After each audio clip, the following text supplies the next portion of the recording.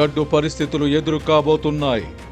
ప్రజలంతా పొదుపు పాటించాలి, చమురు వాడకం తగ్గించాలి, బంగారం కొనుగోళ్లు నిలిపేయాలి అని ప్రధానమంత్రి నరేంద్ర మోదీ చేసిన ప్రకటనతో గల్లీ నుంచి ఢిల్లీ వరకు నేతలంతా ఇప్పుడు పొదుపు మంత్రం జపిస్తున్నారు. ప్రధాని నుంచి ముఖ్యమంత్రుల వరకు తమ వాహన శ్రేణుల సంఖ్యను తగ్గించుకున్నారు. పొదుపు వైపు ప్రజలను మళ్లించడానికి ఇటువంటి చర్యలు ఉపయోగపడితే పడవచ్చును గాని దేశాన్ని ఆర్థిక సంక్షోభం నుంచి గట్టెక్కించగలవా? దేశ స్వావలంబన ఎండమావిగానే మిగిలిపోతుందా అనే ప్రశ్నలకు మాత్రం సమాధానం లభించదు. భారతీయుల డిఎన్ఏలోనే ఒకప్పుడు పొదుపు అంతర్భాగంగా ఉండేది. పొదుపు చేసుకోవడంతో పాటు కష్టపడి పనిచేయడం భారతీయుల లక్షణం. ఈ రెండు లక్షణాలే మన బలం కూడా. ప్రపంచీకరణ పుణ్యమా అని ఇప్పుడు ఈ రెండు లక్షణాలకు మనం దూరమయ్యాం. కేంద్ర రాష్ట్రాల పాలకులు పోటీ పడి మరీ ప్రజలను వినిమయ తత్వంలోకి నెట్టారు. దీంతో అప్పు చేసి పప్పుకూడు తినడానికి ప్రజలు అలవాటు పడ్డారు.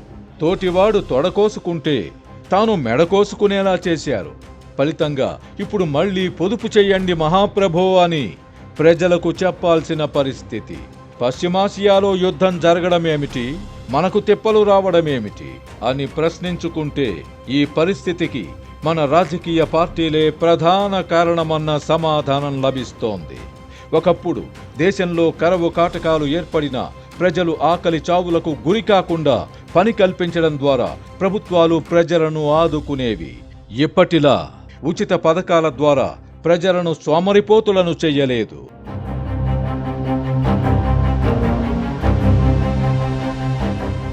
అప్పు చెయ్యడాన్ని అవమానంగా భావించిన ప్రజలకు అప్పు చెయ్యడం నిత్యావసరంగా మార్చిన ఘనత రాజకీయ పార్టీలది కాదా?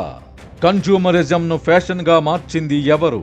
సంక్షేమ పథకాల పేరిట ప్రభుత్వాలు మితిమీరిన వినిమయ తత్వంతో ప్రజలు అప్పుల పాలవ్వడానికి పాలకులు కారణం కాదా? కూలీ నాలీ చేసుకునే వారి చేతిలో కూడా రెండేసి సెల్ ఫోన్లు అవసరమా? ఆ పరిస్థితి ఎందుకొచ్చింది? జీవన ప్రమాణాలు పెరగడమంటే అప్పు చేసి పప్పుకూడు తినడమా? నిజంగా ప్రజల జీవన ప్రమాణాలు పెరిగి ఉంటే సంక్షేమ పథకాల అవసరమేమిటి? ఉత్పాదక వ్యయం నుంచి అనుత్పాదక వ్యయం వైపు దేశంతో పాటు ప్రజలు మళ్లడం వికాసమవుతుందా? నిజంగా దేశం అభివృద్ధి చెంది ఉంటే మన రూపాయి నానాటికి ఎందుకు పతనమవుతోంది? ఎగుమతులు పెంచుకోకుండా విచ్చలవిడిగా దిగుమతులను ప్రోత్సహించడమేమిటి? ప్రభుత్వాలతో పాటు ప్రజలు కూడా రేపటి గురించి ఆలోచించకుండా అప్పులు చేయడమేమిటి? నిజమైన ధనవంతుడు ఎవరు అంటే అప్పులేని వాడని ఒకప్పుడు చెప్పుకునేవారు. ఇప్పుడు ఎంత ఎక్కువ అప్పు చేస్తే అంత గొప్ప అన్న భావనను వ్యాపింపజేశారు. ప్రభుత్వాలు కూడా లక్షల కోట్ల అప్పులు చేస్తూ సంక్షేమ పథకాలు అమలు చేయడమేమిటో తెలియదు. ప్రభుత్వాలతో పాటు ప్రజలు కూడా విలాసాలకు అలవాటు పడేలా చేసింది ఎవరు? సంపాదనలో సామర్థ్యంలో పోటీ ఉండాలి కానీ అప్పులు చేయడంలో పోటీ ఏమిటి? బడా పారిశ్రామికవేత్తలు అప్పులు చేస్తూ ఎగవేస్తుండగా సామాన్య ప్రజలు మాత్రం అప్పుల నుంచి బయటపడడానికై అప్పు మీద అప్పు చేసుకుంటూ పోతున్నారు.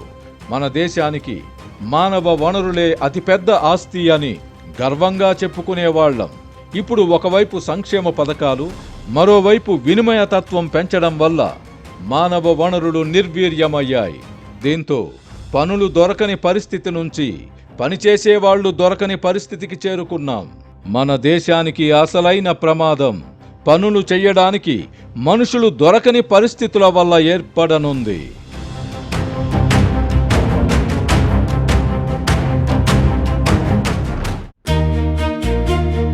స్వర్గసీమ వెలుగు వైభవం విభవ విభవ విభవ.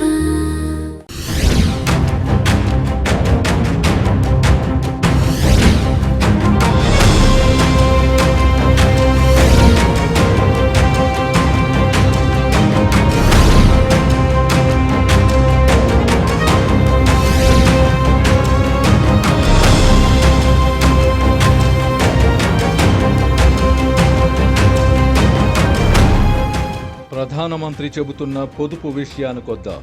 బంగారం కొనుగోళ్లు ఒకప్పుడు తక్కువగా ఉండేవి.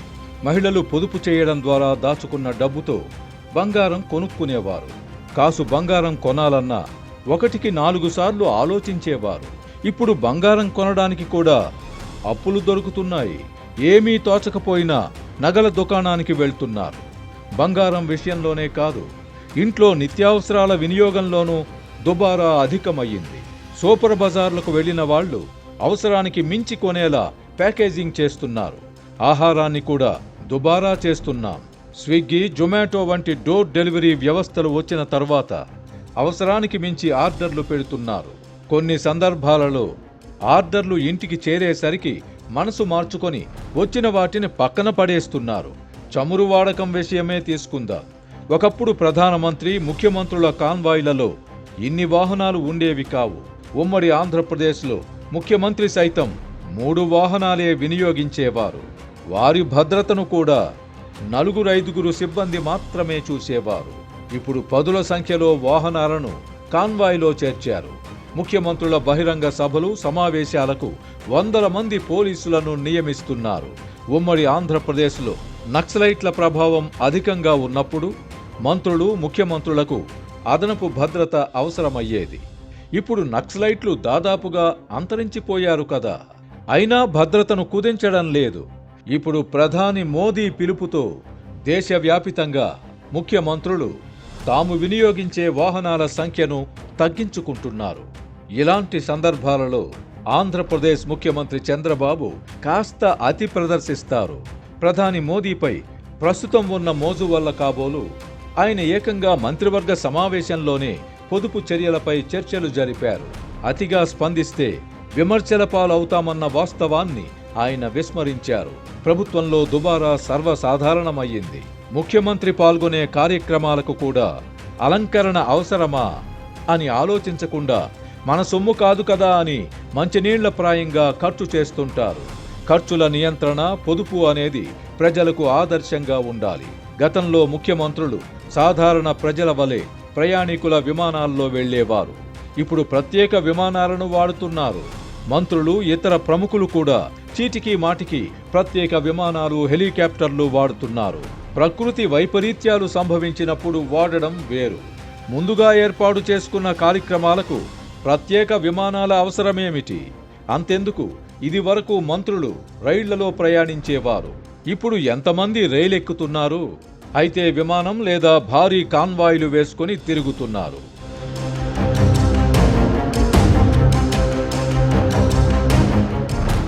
ఆంధ్రప్రదేశ్కు చెందిన మంత్రులు, అధికారులు వారాంతం వచ్చిందంటే చాలు హైదరాబాద్లో వాలిపోతున్నారు. ముఖ్యమంత్రి, మాజీ ముఖ్యమంత్రి కోసం అమరావతి, హైదరాబాద్, బెంగళూరులో ప్రత్యేకంగా భద్రతా సిబ్బంది ఉంటున్నారు. ఇలా చెప్పుకుంటూ పోతే ప్రభుత్వాలలో దుబారాకు అంతే ఉండదు. ఇంధనం వాడకంలో పొదుపు పాటించాలని ఇప్పుడు చెబుతున్నారు గాని దేశంలో ఇంధన వినియోగం అమాంతం పెరిగిపోవడానికి కారణమెవరు? మన దేశంలో వాహనాల సంఖ్య ఇబ్బడి ముబ్బడిగా పెరిగిపోతున్నది. ఈ డిమాండ్ను దృష్టిలో పెట్టుకుని ప్రపంచవ్యాపితంగా ఉన్న ప్రముఖ బ్రాండెడ్ కార్ల ఉత్పత్తిదారులు తమ షోరూంలను మన దేశంలో తెరుస్తున్నారు. ప్రస్తుత ధోరణి కొనసాగితే మన దేశ జనాభాతో వాహనాల సంఖ్య కూడా పోటీ పడుతుంది. ఈ కారణంగా దేశంలో చమురు వినియోగం భారీగా పెరిగిపోయింది. ఫలితంగా విదేశీ మారక ద్రవ్యంపై ఒత్తిడి పెరిగి మన రూపాయి బలహీనపడుతోంది. ఒకప్పుడు ద్విచక్ర వాహనం కొనుగోలు చేయాలన్నా 1కి 2 సార్లు ఆలోచించేవారు. ఇప్పుడు అవసరం ఉన్నా లేకపోయినా అప్పు పుడుతోంది కదా అని అలా వెళ్ళి ఇలా బండి కొనుగోలు చేస్తున్నారు. వెహికల్ లోన్ ఇస్తాం, ఏసీ కొనాలనుకుంటున్నారా? మీ ఇంట్లో రెఫ్రిజరేటర్, వాషింగ్ మెషిన్ వంటివి లేవా? అయితే అప్పు ఇవ్వడానికి మేం రెడీ అని బ్యాంకుల నుంచి ఫోన్లు చేస్తుంటారు. దీంతో కొనిపడేస్తే పోలా అని ప్రజలు మొగ్గు చూపుతున్నారు. వాహనం కొనడానికి అప్పు దొరుకుతోంది కనుక దాన్ని నడపడానికి ఎంత ఖర్చు అవుతుందని లెక్కలు వేసుకోవడం లేదు. ఆదాయ వ్యయాలకు పొంతన ఉండని పరిస్థితి ఏర్పడుతున్నా దాని నుంచి బయటపడలేని పరిస్థితి ప్రభుత్వ విధానాల వల్ల ఏర్పడింది. ద్రవ్యోల్బణం పెరగడంతో పాటు ఖర్చులు పెంచుకుంటూ పోవడం వల్ల ఎంత జీతం వస్తున్నా చాలని పరిస్థితి.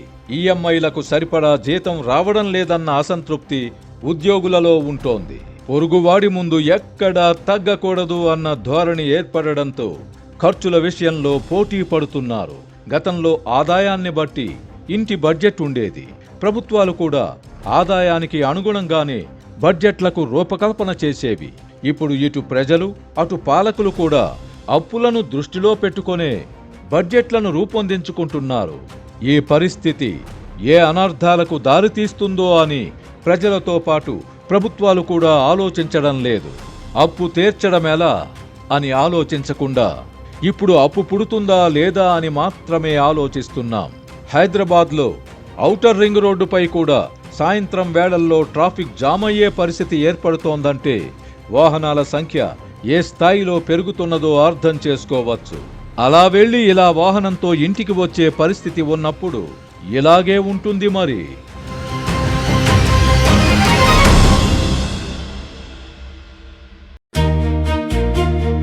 స్వర్గసీమ వెలుగు వైభవం విభవ విభవ విభవ.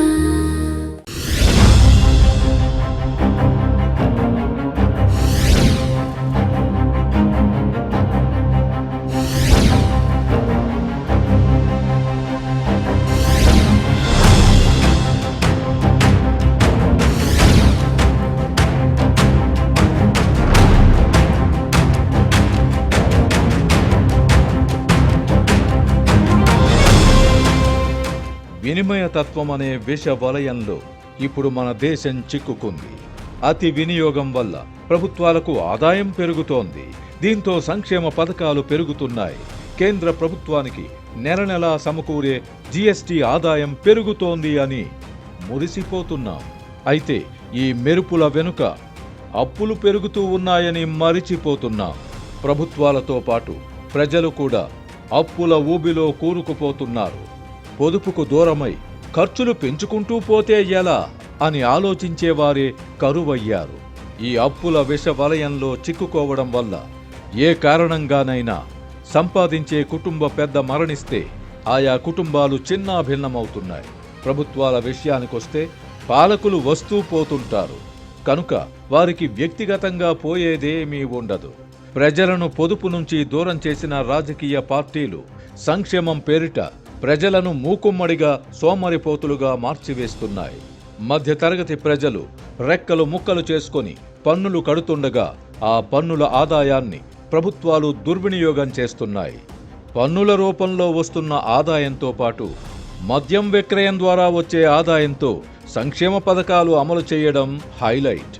ప్రజలను సోమరులుగా చేయడమే కాకుండా వారిని తాగుబోతులుగా మార్చివేస్తున్న పాపం రాజకీయ పార్టీలది కాదా?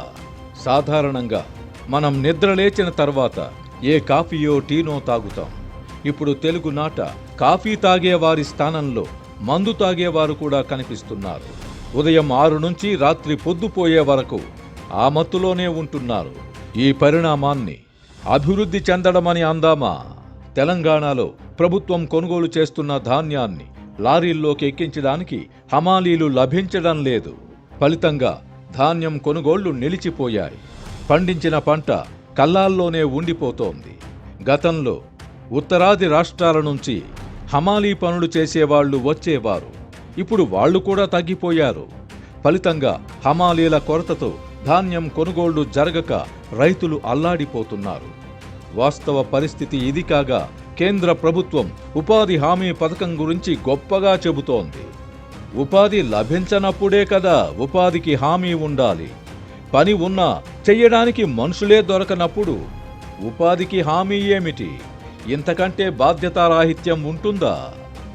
ఈ పథకాన్ని వ్యవసాయంతో ముడిపెట్టి రైతులను ఆదుకుంటే రైతు భరోసా వంటి పథకాల అవసరం ఉండదు కదా. ఈ ధోరణుల వల్ల సమాజంలో అంతర్లీనంగా అలజడి ఉంది. ఎవరో కష్టపడి సంపాదించి పన్నులు కడుతుంటే ఇంకెవరో దాన ధర్మాలు చేయడమేమిటి? అది కూడా అపాత్ర దానం. ఈ దేశంలో అంబానీ, అదానీ వంటి వారికి వ్యాపారాల అభివృద్ధికి బ్యాంకులు లక్షల కోట్ల రూపాయలు అప్పుగా ఇస్తాయి. అది కూడా తక్కువ వడ్డీకి. మరి బ్యాంకులకు లాభాలు ఎలా వస్తాయి అని ప్రశ్నించుకుంటే మధ్యతరగతి ప్రజలు, వ్యాపారులు ఉన్నారు కదా. ఈ వర్గాల నుంచే అధిక శాతం వడ్డీ వసూలు చేస్తుంటారు. ఈఎంఐలు, క్రెడిట్ కార్డులు, డెబిట్ కార్డులకు జనాన్ని అలవాటు చేశారు. కనుక ప్రస్తుతానికి బ్యాంకులు లాభాల పంట పండిస్తున్నాయి. ఇప్పుడు ప్రధానమంత్రి చెబుతున్న పొదుపు విషయానికి మళ్లీ వద్దాం. పొదుపు ఎక్కడి నుంచి ప్రారంభించాలి? ప్రభుత్వాలు ప్రకటిస్తున్న పొదుపు చర్యల వల్ల ఆర్థిక సంక్షోభం నుంచి గట్టెక్కగలమా? ఆర్థిక స్వావలంబన నుంచి దేశాన్ని, ప్రజలను దూరం చేసి ఇప్పుడు పొదుపు చేయమంటే సాధ్యమేనా? ఒకప్పుడు రాష్ట్రాలలో చిన్న మొత్తాల పొదుపు సంస్థలు ఉండేవి. ప్రజలను పొదుపు వైపు ప్రోత్సహించేవారు. ఈ సంస్థలు రాష్ట్ర ప్రభుత్వాల అధీనంలో ఉండేవి. ఇప్పుడు ఇంట్లో ఉన్న వాళ్లకు కూడా ఫోన్లు చేసి రెచ్చగొడుతూ అప్పులిస్తూ పొదుపు చేయమంటే ఎలా? స్వర్గసీమ వెలుగు వైభవం విభవ విభవ విభవ. మీరు కష్టపడి పనిచేయాల్సిన అవసరం లేదు. సంక్షేమం పేరిట ప్రతి నెల డబ్బు పంచుతామని చెబుతూ ఉత్పత్తి పెంచడం సాధ్యమేనా? శ్రమైక జీవన సౌందర్యాన్ని ప్రఖ్యాత కవి శ్రీశ్రీ తన మహాప్రస్థానంలో అద్భుతంగా వివరించారు. ఆ శ్రమ సంస్కృతికి మనం దూరమవుతున్నాం. చైనా ఉత్పత్తులు ప్రపంచ దేశాలలో పోటీ పడడానికి కారణమేమిటో ఆలోచించాలి కదా. అక్కడ ఒక సగటు మనిషి చేసే ఉత్పత్తి మన దేశంలో కంటే 2 ఉంటుంది. ఈ కారణంగా అక్కడి ఉత్పత్తుల ధర తక్కువగా ఉంటోంది. మన అర్ధరహితమైన సంక్షేమ పథకాల వల్ల పని సంస్కృతి మాయమవుతోంది. రాజకీయ పార్టీలు ఈ ప్రమాదాన్ని గుర్తించకుండా పొదుపు మాటలు చెప్పడం వల్ల ప్రయోజనం ఉండదు. ఆదాయంతో పొంతన లేకుండా అప్పులు చేసి ఖర్చు పెట్టడం వల్ల కుటుంబాలే కాదు, ప్రభుత్వాలు కూడా దివాళా తీస్తాయి. సంక్షేమ పథకాలను ప్రకటించడంలో రాజకీయ పార్టీలు పోటీ పడడం వల్ల అనేక రాష్ట్ర ప్రభుత్వాలు ఇప్పటికే అప్పుల ఊబిలో కూరుకుపోయాయి. తెలుగు రాష్ట్రాలే ఇందుకు నిదర్శనం. ఏ విషయంలోనైనా సమతూకం పాటించాలని అంటారు. అభివృద్ధి, సంక్షేమం విషయంలో ఈ సూత్రం వర్తించదా? ఈ ప్రశ్నకు రాజకీయ పార్టీలు సమాధానం చెప్పాలి. అధికారంలో ఉన్నవాళ్లు చేసే అప్పులను ఎవరు తీర్చాలి? ఆర్థిక సంక్షోభం చుట్టుముట్టినప్పుడు పరిస్థితి ఎంత భయానకంగా ఉంటుందో గ్రహిస్తున్నారా? ఉచితాలకు అలవాటు పడిన ప్రజలు పని సంస్కృతికి దూరమవుతున్నారు కదా. రేపు ప్రభుత్వాలకు కూడా అప్పు పొట్టని పరిస్థితి ఎదురై ఉచితాలు కొనసాగించలేకపోతే ప్రజల పరిస్థితేమిటి? అంతిమంగా ఈ పరిస్థితి సమాజంలో అశాంతికి దారితీయదా?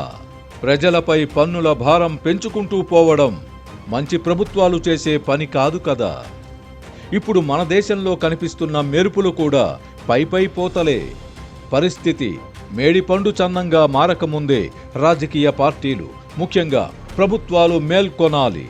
ప్రజలు పొదుపు చర్యలు పాటించాలని చెప్పడం బాగానే ఉంది, కానీ ప్రభుత్వాలు కూడా దుబారా పథకాలకు స్వస్తి చెప్పాలి కదా. ఎన్నికల రాజసూయ యాగంలో తిరుగులేని శక్తిగా ఉంటున్న ప్రధానమంత్రి నరేంద్ర మోదీ ఇప్పుడు ఈ దిశగా ఆలోచించడం అవసరం. ప్రభుత్వాలతో పాటు ప్రజలు కూడా దుబారా ఖర్చులను నివారించగలిగితే ఆర్థిక స్వావలంబన మన చేతుల్లోనే ఉంటుంది. ఒకప్పుడు ప్రపంచ దేశాల పరిణామాలతో సంబంధం లేకుండా తలెత్తుకొని జీవించిన దేశం మనది. ఒకవైపు అభివృద్ధి చెందామని చెబుతూనే మరోవైపు అంతులేని సంక్షేమ పథకాలు దేనికి? ఈ రెండింటిలో ఏది నిజం, ఏది అవసరం? మొత్తంగా మన దేశ గమనాన్ని సమీక్షించి తగు నిర్ణయాలు, అవి తాత్కాలికంగా కఠినంగా అనిపించినా తీసుకోవాల్సిన అవసరం లేదా? అత్యంత శక్తిమంతుడిగా అవతరించిన ప్రధాని మోదీ హయాంలోనే ఇవి జరగాలి. హిపోక్రసీకి దూరంగా అన్ని రాజకీయ పార్టీలను కట్టడి చేసే విధంగా కఠిన నిర్ణయాలు తీసుకొని దేశాన్ని నిజమైన అభివృద్ధి బాట పట్టించగలిగితే ప్రధాని మోదీ శాశ్వతంగా కీర్తించబడతారు. ఈ దిశగా అడుగులు వేయకుండా కేవలం ప్రకటనలు, హామీలకే పరిమితమైతే ప్రజల్లో విశ్వాసం ఏర్పడదు. అప్పు సంస్కృతి నుంచి దేశాన్ని, ప్రజలను దూరం చేయగలిగితే పశ్చిమాసియా వంటి యుద్ధ పరిస్థితులు ఎన్ని వచ్చినా మనల్ని ఏమీ చెయ్యలేవు. ఇప్పుడు మనకు కావాల్సింది సంకల్ప బలం మాత్రమే. అది ప్రధాని మోదీలో ఉంటుందని, ఉండాలని ఆశిద్దాం.